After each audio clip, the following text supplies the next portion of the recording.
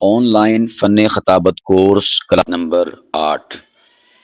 میرے پیارو، حضور اقدس صلی اللہ علیہ وسلم جو کہ سید الخطباء ہیں، آپ صلی اللہ علیہ وسلم کے کلام اور آپ صلی اللہ علیہ وسلم کی گفتگو میں اور خطابت میں فصاحت و بلاغت یہ حد درجے پائی جاتی تھی، حتیٰ کہ آپ صلی اللہ علیہ وسلم خطابت سے ہٹ کر جب کوئی عام کلام اور گفتگو بھی فرماتے تو اس میں بھی فصاحت و بلاغت چھلکتی ہوئی دکھائی دیتی تھی۔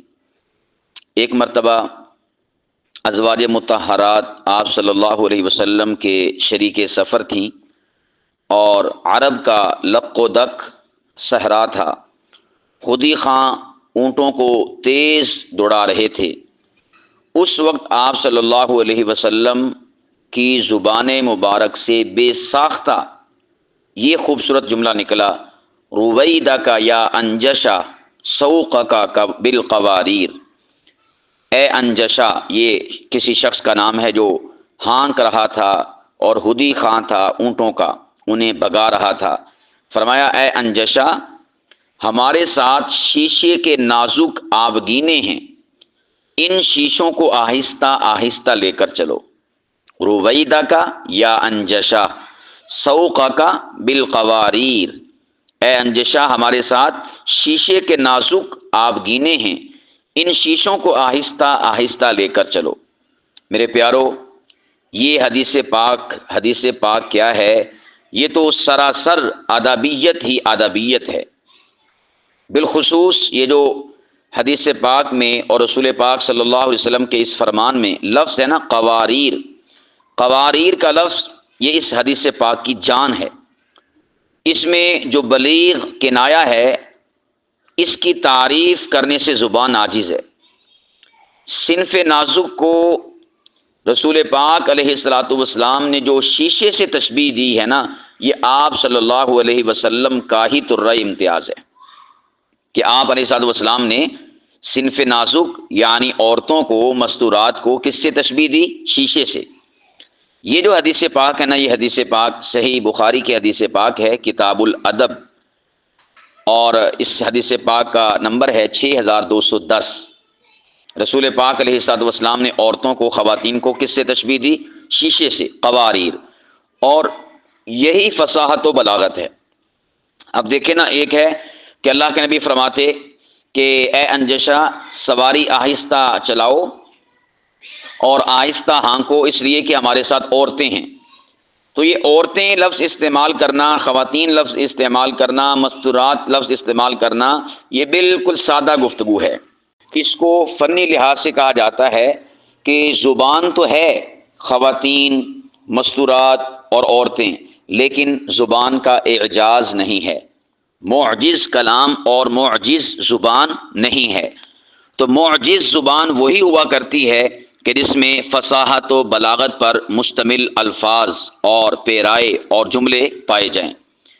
یہ جو رسول پاک علیہ الصلوۃ والسلام نے شیشوں سے تشبیہ دی ہے خواتین کو، یہ خوبصورت تعبیر آج تک کوئی بڑے سے بڑا شاعر اور ادیب بھی اس قسم کی تعبیر نہ کر سکا۔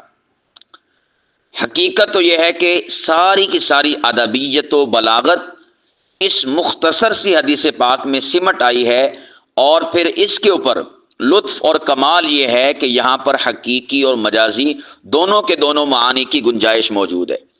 آپ اس کو یوں بھی کہہ سکتے ہیں کہ یہ حدیث پاک حقیقت اور مجاز کا سنگم ثابت ہوتی ہے، حقیقت اور مجاز کا حسین امتزاج ثابت ہوتی ہے یہ والی حدیث پاک۔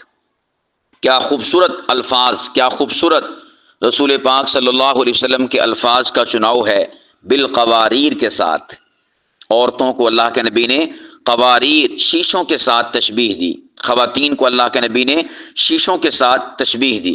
تو میرے پیارو، اپنی گفتگو میں، اپنے کلام میں، اپنی خطابت میں، اپنی تقریر اور سپیچ میں فصاحت و بلاغت پر مبنی جملے استعمال کرنا، یہ رسول پاک صلی اللہ علیہ وسلم کی سنت ہے۔ لیکن میں یہاں پر آپ کی توجہ ایک بات کی طرف دلانا چاہوں گا، اور وہ یہ ہے کہ آپ تکلفاً ایسا نہیں کریں گے۔ میں آپ کو نصیحت کر رہا ہوں کہ آپ تکلفاً ایسا نہیں کریں گے۔ ایک ہے کہ آپ سوچ سمجھ کے میں کیا لفظ استعمال کروں، کیا کروں، نہیں، یہ ہوگا تکلف۔ اور قرآن کریم میں اللہ پاک فرماتے ہیں وما انا من المتکلفین، نبی پاک علیہ الصلوۃ والسلام کا پیارا جملہ اللہ نے کوٹ کیا کہ میں تکلف کرنے والوں میں سے نہیں ہوں، میں بناوٹی جملے استعمال کرنے والوں میں سے نہیں ہوں، میں تصنع اختیار کرنے والوں میں سے نہیں ہوں۔ یہ جو فصاحت و بلاغت ہے رسول پاک صلی اللہ علیہ وسلم کی، اب یہ بھی نہیں ہے کہ رسول پاک علیہ الصلوۃ والسلام اسپیشل سوچ کے لفظ استعمال کرتے تھے کہ میں خواتین کو قواریر کہوں، میں خواتین کو شیشہ کہوں، میں خواتین کو آبگینہ کہوں، نہیں۔ اللہ کے نبی صلی اللہ علیہ وسلم کی زبان نبوت وہ اس طرح سے فصاحت و بلاغت سے گندی ہوئی تھی اور دھلی ہوئی تھی اور اس میں ایسی مستغرق تھی کہ آپ صلی اللہ علیہ وسلم سے بلا تکلف اور بنا تکلف کے زبان نبوت سے فصاحت و بلاغت پر مبنی جملے اور پیرائے اور الفاظ نکلا کرتے تھے۔ یہ تو رسول پاک صلی اللہ علیہ وسلم کا، جیسا کہ میں نے ماقبل کی نشستوں میں کہا تھا، لیکچرز میں کہا تھا کہ آپ علیہ الصلوۃ والسلام کی فصاحت و بلاغت اور زبان پر مہارت کے حوالے سے اللہ پاک کی ذات نے دنیاوی ظاہری انتظام کیا فرمایا کہ آپ علیہ الصلوۃ والسلام کو پیدا قبیلہ قریش میں فرمایا اور بچپن کی پرورش اللہ پاک کی ذات نے قبیلہ بنو سعد میں فرمائی تاکہ زبان میں مہارت تامہ حاصل ہو جائے۔ اس کے علاوہ اللہ سبحانہ و تعالیٰ نے رسول پاک علیہ الصلوۃ والسلام کو فصاحت و بلاغت کا، میں تو کہوں گا، سرچشمہ بنایا تھا۔ میرے مصطفیٰ کی ذات فصاحت و بلاغت کا مصدر، منبع، ماخذ اور مرجع تھی، بلکہ فصاحت و بلاغت کے چشمے ذات مصطفیٰ سے، دہن مصطفیٰ سے، لسان مصطفیٰ سے اور زبان مصطفیٰ سے پھوٹتے تھے۔ یہاں سے فصاحت و بلاغت لوگ لیا کرتے تھے اور حاصل کر کے اپنی زبان میں استعمال کیا کرتے تھے۔ اب آپ لوگ جو ہیں، یہ تو چلے نبی پاک علیہ الصلوۃ والسلام کی عظمت و شان، ان کی جلالت، ان کا کمال، ان کا جمال اور ان کی ذات وراء الورا ہے۔ میں آپ احباب سے کہنا چاہوں گا کہ اگر آپ چاہتے ہیں، نمبر ایک میں نے آپ کو منع کیا کہ تکلفاً اور تصنعاً اور بناوٹی طور پر آپ نے فصاحت و بلاغت کا استعمال نہیں کرنا۔ بلا تکلف اور بنا تکلف کے، بنا تصنع کے، بغیر کسی بناوٹ کے آپ کی زبان سے فصاحت و بلاغت پر مبنی جملے نکلنے چاہیے۔ اب آپ کہیں گے کہ یہ کیسے ہو سکتا ہے کہ ہماری زبان سے فصاحت و بلاغت پر مبنی جملے نکلیں؟ ہم جب بات کریں تو فصیح جملے، بلیغ جملے، ادیبانہ کلام پر مشتمل جملے اور خطیبانہ کلام پر مشتمل جملے، حسن اور خوبصورتی سے سجے ہوئے جملے، اور اسی طرح حسن کا استعارہ، مرقع اور مرصع جملے ہماری زبان سے نکلیں، تو بھئی اس کا طریقہ کار یہ ہے کہ آپ فصحا، بلغا، ادبا اور خطبا کو سنا بھی کریں اور پڑھا بھی کریں۔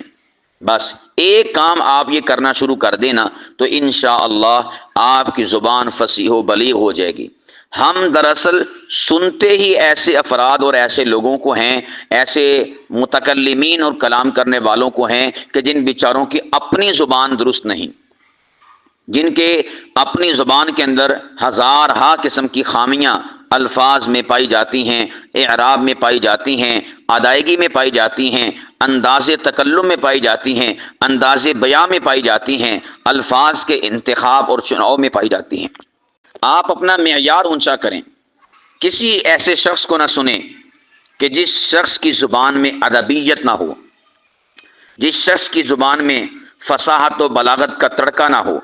آپ ایسے اشخاص کو سننا ترک کر دیں اور ایسے لوگوں کو سنیں، ایسے متکلمین کو سنیں، ایسے متکلمین کو آپ اپنی سماعتیں ان کے حوالے کریں کہ جو فصاحت و بلاغت پر مبنی گفتگو کرتے ہیں۔ یہ اگر آپ نے کام ایک عرصے تک کر لیا، میں اگر اس کی لمٹ مقرر کرنا چاہوں تو میں یوں کہہ سکتا ہوں کہ آپ فصاحت و بلاغت پر مبنی کتابیں جو ہیں ان میں سے ہر روز ایک صفحے کا مطالعہ کریں 1 سال تک۔ نمبر 2، فصاحت و بلاغت پر مبنی گفتگو کرنے والوں کو آپ ہر روز 10 منٹ سنا کریں اور 1 سال تک آپ یہ کام کر لیں۔ ایک سال سے پہلے پہلے بلکہ دوران اس کام اور دوران سال ہی آپ کی زبان سے فصاحت و بلاغت جاری ہو جائے گی۔ یہ کام کرنے کا ہے، کر گزریں گے تو آپ کی زبان بھی فصیح و بلیغ ہوگی، لوگ آپ کی زبان سے جملے لیں گے، لوگ آپ کی زبان سے سیکھیں گے، لوگ آپ کی زبان سے الفاظ کو کشید کریں گے اور اپنی لغت کے طور پر اپنی زبان کے لیے استعمال کریں گے۔ ایک بات یاد رکھیں، میں اکثر کہا کرتا ہوں کہ یہ جو خطباء ہیں، خطباء یہ قوم کی زبان ہوا کرتے ہیں، یہ کسی بھی قوم کی لسان ہوا کرتے ہیں، یہ کسی بھی قوم کی وکیبری ہوا کرتے ہیں، یہ کسی بھی قوم کی ڈکشنری اور لغت ہوا کرتے ہیں۔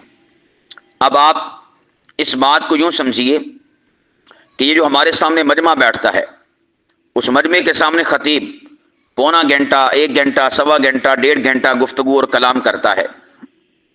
اب اس مجمع اور سامعین نے اس گفتگو میں الفاظ جو یہ خطیب استعمال کر رہا ہوتا ہے نا، شعوری طور پر اور اکثر لاشعوری طور پر ان الفاظ کو، یہ الفاظ فیڈ ہوتے ہیں، محفوظ ہوتے ہیں سامعین کی جو ڈکشنری ہے، ذہن، دماغ، اس میں، اور پھر لاشعوری طور پر سامعین کی زبان پر ان لفظوں نے آنا ہوتا ہے۔ اب جب ہماری وکیبری میں اور ہمارے ذہن اور ہمارے دماغ میں اس بولنے والے خطیب کے غلط جملے جائیں گے، کیونکہ اسے تو فصاحت و بلاغت پر قدرت نہیں، کیونکہ یہ تو فصیح و بلیغ کلام کرتا نہیں، کیونکہ اس کے پاس یہ ٹیلنٹ اور ملکہ ہے نہیں، بس اسے بولنا آتا ہے، یعنی یہ ڈر، جھجک، خوف جو ہے اس سے دور ہے، مجمع کے سامنے گفتگو کر سکتا ہے، مگر اس گفتگو میں الفاظ کا چناؤ، اس گفتگو میں فصاحت و بلاغت پر مبنی جملوں کا استعمال، اس پر اسے دسترس اور ملکہ حاصل نہیں ہے، تو ظاہر سی بات ہے کہ جو سامنے بیٹھ کر سامعین سنیں گے تو ان کی جو ذہن میں، دماغ میں الفاظ فیڈ ہوں گے، تو پھر اس کے بعد وہ جب اپنی زبان سے الفاظ نکلیں گے اور استعمال کریں گے تو وہ غلط الفاظ ہی استعمال کریں گے۔ کتنے خطباء ایسے ہیں، کتنے ایسے ہیں کہ جن کا ہم کلام اور گفتگو اور بیان سنتے ہیں، ان کے الفاظ کا اعراب ہی درست نہیں ہوتا، وہ قتل کو قتل بول رہے ہوتے ہیں، وہ غلط کو غلط بول رہے ہوتے ہیں، غلط لفظ ہے صحیح اور اسے وہ کیا بولتے ہیں، غلط، وہ غلطی کی بجائے غلطی کہہ رہے ہوتے ہیں، وہ فکر کی بجائے فکر کہہ رہے ہوتے ہیں، وہ ذکر کی بجائے یعنی کاف ساکن ذکر کہہ رہے ہوتے ہیں، وہ عالم کی بجائے عالم کہہ رہے ہوتے ہیں، اور کئی ساری غلطیاں اعراب کے اعتبار سے، اسی طرح الفاظ کے اعتبار سے کرتے ہیں۔ ایک بہت بڑے نامور خطیب کو میں نے سنا، وہ البتہ کو الف بتہ کہہ رہے تھے۔ لفظ کیا ہے؟ البتہ، لیکن وہ کیا کہہ رہے تھے؟ الف بتہ۔ اور اسی طرح ایک نامور خطیب کو میں نے سنا، لفظ ہے حسین، کہتے ہیں نا حسین و جمیل، حسین یا حسین، تو وہ اسے حسین یا حسین کو حسین کہہ رہے تھے، حسین، یعنی ہاں کے اوپر کیا ڈال دی؟ پیش ڈال دی۔ تو بھئی جب آپ کی زبان سے یہ غلط الفاظ نکلیں گے، غلط اعراب نکلے گا، تو یہ سامعین کی سماعتوں کے حوالے چیزیں ہو رہی ہیں، وہاں پر محفوظ ہو رہی ہیں، تو پھر سامعین بھی ایسا ہی بولیں گے، اور پھر اس کی وجہ سے کیا ہوگا؟ پوری کی پوری قوم کی زبان خراب ہو جائے گی۔ تو میں نے کہا نا کہ خطباء کسی بھی قوم کی کیا ہوا کرتے ہیں؟ زبان ہوا کرتے ہیں، کسی بھی قوم کی لسان ہوا کرتے ہیں، کسی بھی قوم کی زبان سے نکلنے والے الفاظ کا ماخذ و مصدر اور منبع اور ماخذ ہوا کرتے ہیں اور اس کا سرچشمہ ہوا کرتے ہیں۔ تو اگر خطیب کی اپنی زبان درست نہیں ہے تو قوم کی زبان کیسے درست ہوگی؟ متکلم کی، اب دیکھیں میں لفظ کیا بول رہا ہوں؟ متکلم، تا کے اوپر میں زبر بول رہا ہوں، میں یہ نہیں کہہ رہا متکلم، کئیوں کو آپ نے سنا ہوگا متکلم، متکلم نہیں، بلکہ کہتے ہیں نا وہ مدارس میں صیغہ واحد متکلم، متکلم، حتیٰ کہ ارے بھائی صرف اور نحو پڑھانے والا بھی اگر متکلم کہے گا تو پھر تو بڑا تعجب ہے۔ صرف اور نحو میں یہی تو چیزیں ڈسکس ہوتی ہیں، اعراب، کہاں زبر پڑھنی، کہاں زیر پڑھنی، کہاں پیش پڑھنی، اس کے علاوہ اور کیا ڈسکس ہوتا ہے؟ یہی تو ڈسکس ہوتا ہے نا۔ اور میں کہا کرتا ہوں کہ مدارس میں پڑھنے والے طلباء اگر ان کی زبان درست نہیں اور ان کا اعراب درست نہیں اور ان کی زبر اور زیر اور پیش درست نہیں تو پھر اللہ ہی حافظ ہے۔ سب سے پرفیکٹ کلام ہونا چاہیے اعراب کے اعتبار سے مدارس میں پڑھنے والے طلباء کا، صرف اور نحو پڑھنے والوں کا۔ اگر ان کا اعراب درست نہیں تو پھر اور کس کا درست ہوگا؟ اس کا مطلب یہ بھی نہیں، میں یہاں پر ایک ونڈ اور تقسیم کر دوں، اس کا قطعاً مطلب یہ نہیں کہ میں یہ کہہ رہا ہوں کہ آپ نے اردو کو ویسے بولنا ہے جیسا کہ عربی بولی جاتی ہے۔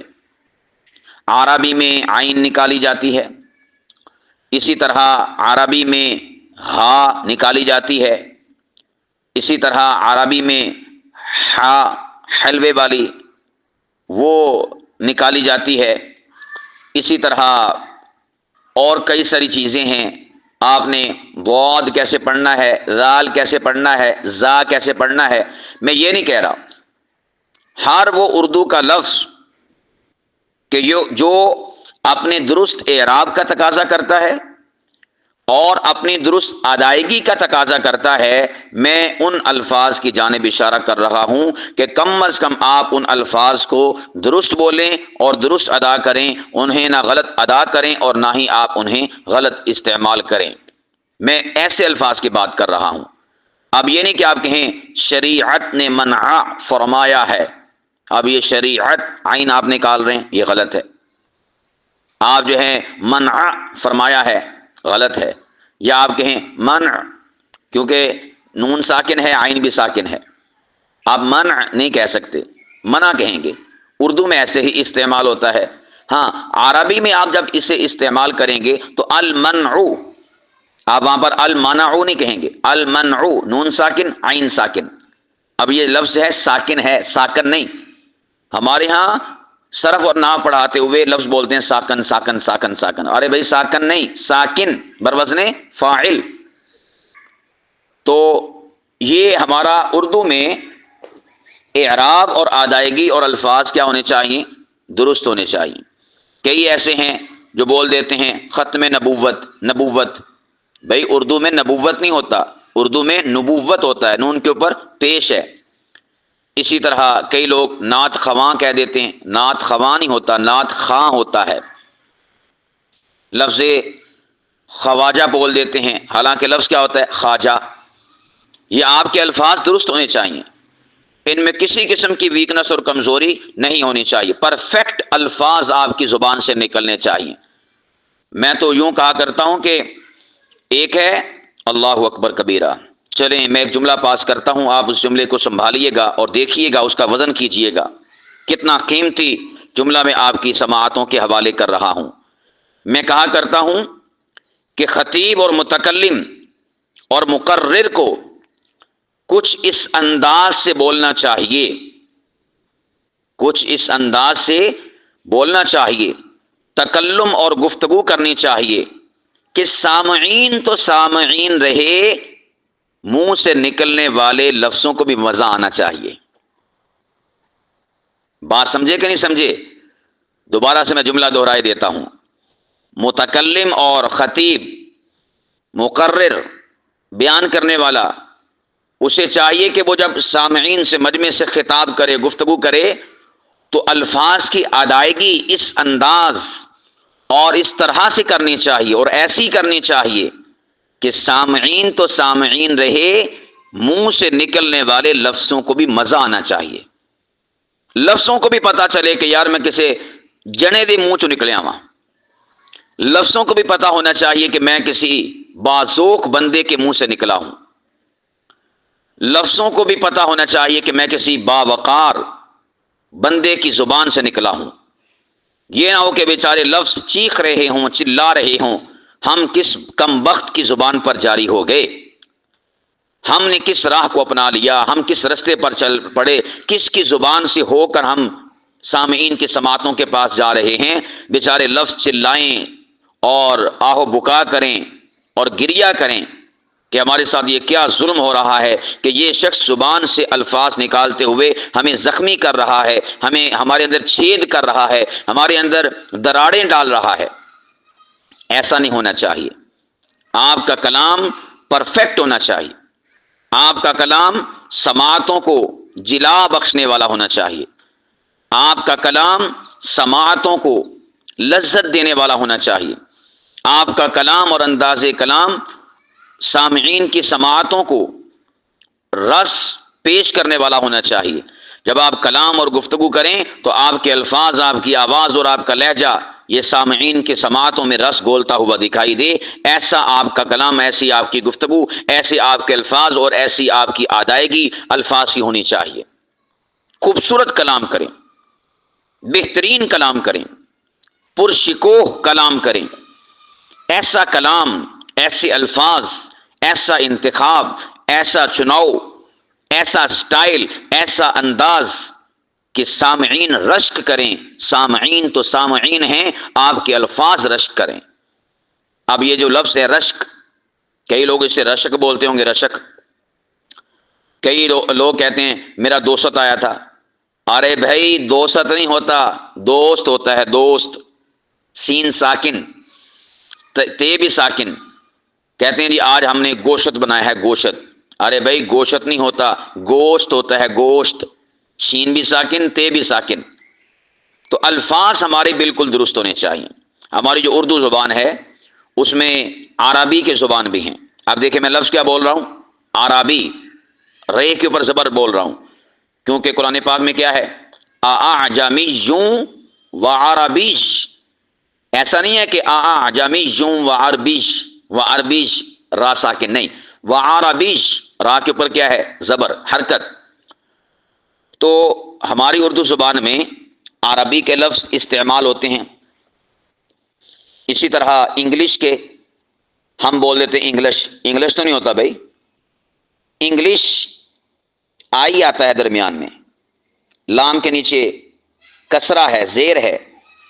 اسی طرح ہماری زبان میں، اردو میں فارسی کے الفاظ استعمال ہوتے ہیں.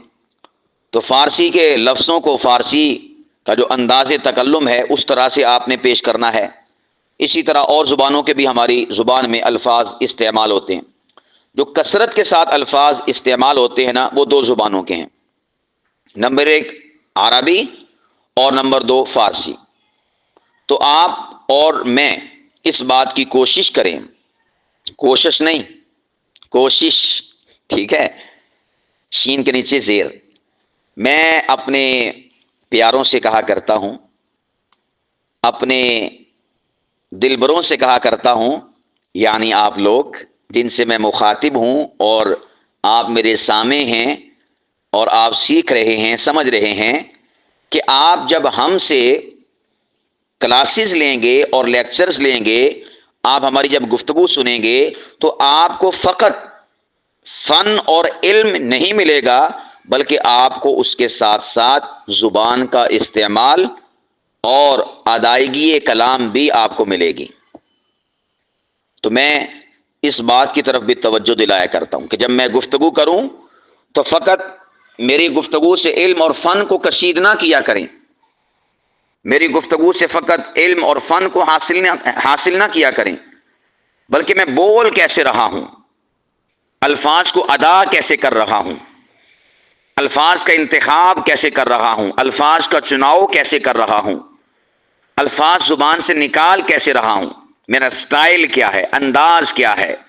اس پر بھی فوکس کیا کرو اور اپنے سماعتوں کا سینسر لگا کر اس بات کو بھی کیپچر کیا کرو، اس بات کو بھی پک کیا کرو، اس بات کو بھی قبول کیا کرو، اس بات کو بھی وصول کیا کرو، تاکہ آپ کو بولنے کا ڈھنگ، طریقہ، سلیقہ اور آپ کو انداز آئے کہ بولا کیسے جاتا ہے اور اپنی زبان سے الفاظ کو ادا کیسے کیا جاتا ہے.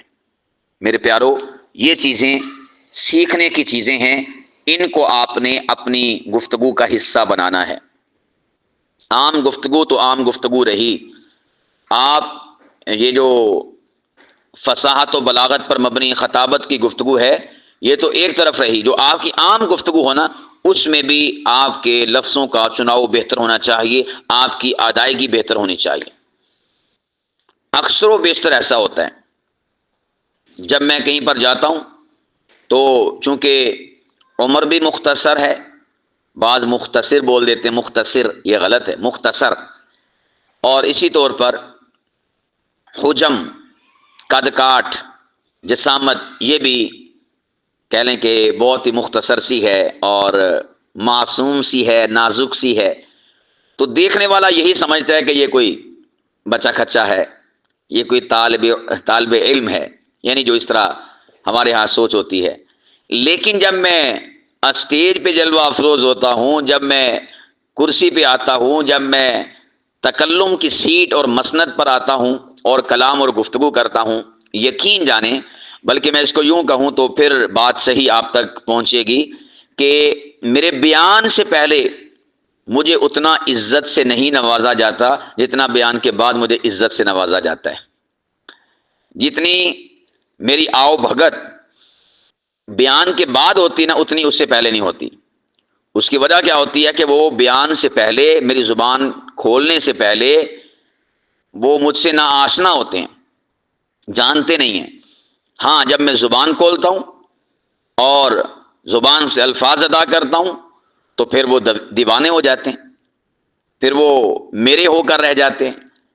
تو میرے پیارو، آپ اپنی زبان کے ذریعے سے بہت سارے لوگوں کو اپنا اسیر اور گرویدہ بنا سکتے ہیں۔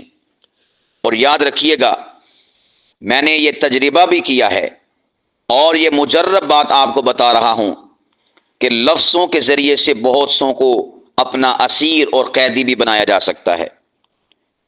اس میں فقط آپ میں ٹیلنٹ اور ملکہ ہونا چاہیے، آپ میں پیشن ہونا چاہیے کہ آپ کس طرح سے لفظوں کے ذریعے سے کسی کو اپنی گفتگو کے ذریعے سے اپنا اسیر اور قیدی بناتے ہیں۔ یہ بہت بڑا ملکہ ہے اللہ پاک کی طرف سے، اور ہم اس کو بروئے کار لا کر ایک پوزیٹیو وے میں اور ایک درست اور مثبت سمت میں استعمال کرتے ہوئے ہم اس سے فائدہ اٹھا سکتے ہیں۔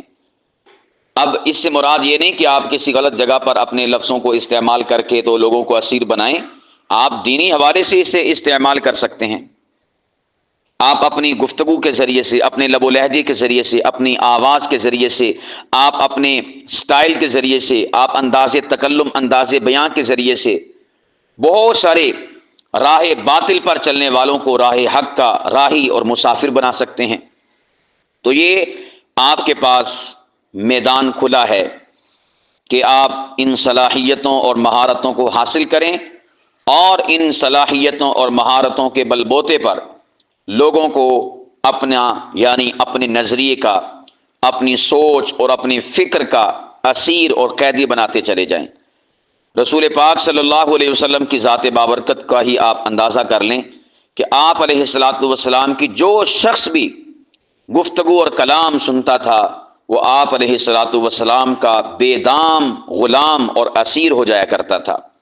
یہ آپ علیہ الصلاۃ والسلام کے کلام اور آپ علیہ الصلاۃ والسلام کی جو گفتگو ہے، یہ اس کا حسن اور اس کی خوبصورتی تھی کہ لوگ آپ علیہ الصلاۃ والسلام کی گفتگو سن کر سر تسلیم خم ہو جاتے تھے، سر نگوں ہو جاتے تھے، آپ صلی اللہ علیہ وسلم کی گفتگو کے اسیر اور قیدی بن جاتے تھے، اور پھر آپ علیہ الصلاۃ والسلام کی گفتگو کے اسیر اور قیدی بننے کے بعد بس آپ ہی کو سنا کرتے تھے، آپ کی ذات کے علاوہ، آپ کی بات کے علاوہ پھر ان کی سماعتوں میں کوئی جچتا نہیں تھا، وہ کسی اور کو سننا پسند نہیں کرتے تھے۔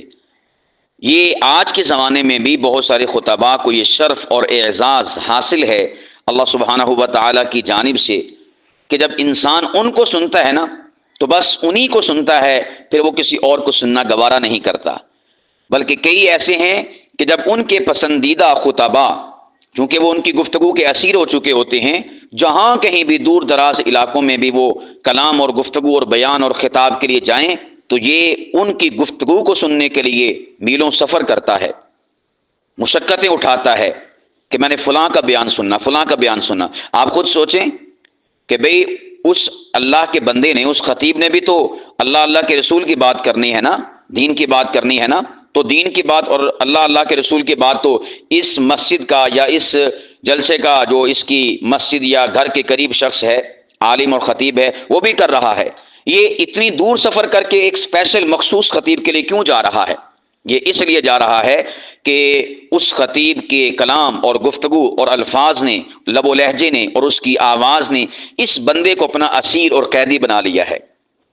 اسیر اور قیدی فقط پابند سلاسل جو لوگ ہوتے ہیں یا بیڑیوں میں جکڑے ہوئے یا ہتھ کڑیاں پہنے ہوئے، وہی لوگ اسیر اور غلام نہیں ہوا کرتے۔ یہ ایسی بیڑی اور ایسی یہ ہتھ کڑی ہے لفظوں کی کہ جو انسان کے ہاتھوں پر نہیں پڑتی، پاؤں میں نہیں پڑتی، بلکہ انسان کے ذہن اور انسان کے دماغ پر ڈالی جاتی ہے، اور جس کے ذریعے سے انسان کے دماغ کو اپنا اسیر کیا جاتا ہے اور انسان کے ذہن کو، انسان کے دل کو اپنا اسیر کیا جاتا ہے۔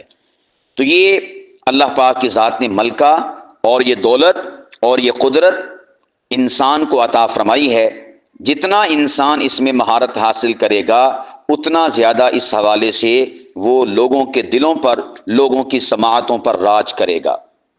تو میں نے آپ علیہ الصلوۃ والسلام کی خطابت، فصاحت، بلاغت اور ادبیت کلام اور آپ علیہ الصلوۃ والسلام کے انداز تکلم کے نقشے آپ احباب کے سامنے پیش کیے ہیں، اور پھر اس سے تشہیر کرتے ہوئے آپ کے لیے سبق اور میسج اور پیغام اور نصیحت آپ احباب کے سامنے پیش کی ہے کہ آپ بھی اپنی زبان کو بہتر کرنے کے لیے، اپنی زبان کو ستھرا، نکھرا، اجلا، صاف اور اسی طرح مشرف کرنے کے لیے، منور، معطر، معمر کرنے کے لیے، خوبصورت کرنے کے لیے اور اسے باکمال اور باجمال بنانے کے لیے ان مہارتوں کو حاصل کریں، اور ان مہارتوں پر اپنے آپ کو دسترس دینے کے لیے آمادہ کریں۔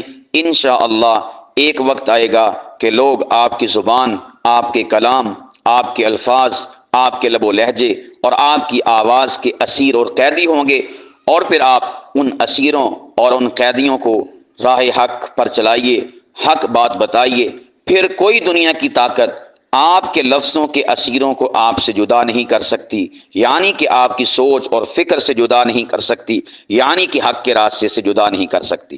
اس کے لیے آپ کو کرنا کیا ہوگا؟